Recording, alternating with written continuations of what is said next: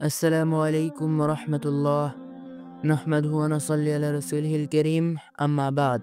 বনি ইসরাইল অবাধ্যতা করেছিল, কিন্তু এত নিয়ামতের পরেও কেন অবাধ্যতা করলো তারা? যারা অসংখ্য অলৌকিক নিয়ামত পেয়েছিল তারা কেন অবাধ্যতা করলো? সামনে বিশাল সমুদ্র, পিছনে ফিরআউনের সৈন্যরা যারা খুনের নেশায় ছুটে আসছে। বনি ইসরাইলের চোখে ভয়। বনি ইসরাইলের লোকজন বলছে, হে মূসা, আমরা তো ধরা পড়ে গেলাম।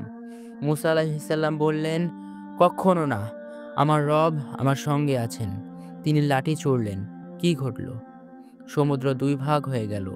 বনি ইসরাইল বিস্ময়ে তাকিয়ে রইল। তারা দৌড়ে পার হয়ে গেল, কিন্তু ফিরআউন ও তার বাহিনী, তারা ঢুকে পড়তেই বিশাল ঢেউ সব গ্রাস করল।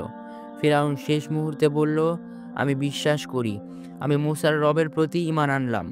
কিন্তু তখন দেরি হয়ে গেছে। এই অলৌকিক ঘটনার পর বনি ইসরাইল কি আল্লাহর প্রতি অনুগত হলো? না। একদিন তারা এক জাতিকে দেখল, তারা বিশাল এক মূর্তির পূজা করছে। তারা মূসা আলাইহিসসালামকে বলল, হে মূসা, আমাদের জন্য এমন এক দেবতা তৈরি করে দিন। মূসা আলাইহিসসালাম বিস্মিত হলেন, তোমরা কি ভুলে গেছো আল্লাহ তোমাদের কিভাবে রক্ষা করেছেন? কিন্তু এই জাতি ছিল এমন, যারা বারবার আল্লাহর নিয়ামত পেয়েও তাকে ভুলে যেত। আল্লাহ তাদের জন্য তাওরাত পাঠালেন, যাতে সত্য ও ন্যায়ের সকল বিধান ছিল। কিন্তু তারা বলল, আমরা বিশ্বাস করব না যতক্ষণ না আল্লাহ সরাসরি আমাদের সঙ্গে কথা বলেন। সেই মুহূর্তে তুর পাহাড় তাদের মাথার উপর ঝুলে গেল। তারা কাঁপতে কাঁপতে বলল, আমরা বিশ্বাস করলাম, আমরা মানলাম। কিন্তু সত্যিই কি তারা মেনে নিল? না।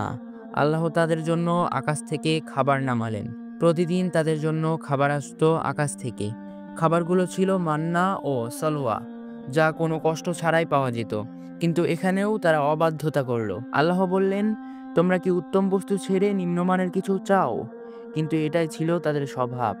তারা আল্লাহর অনুগ্রহকে অবমূল্যায়ন করত।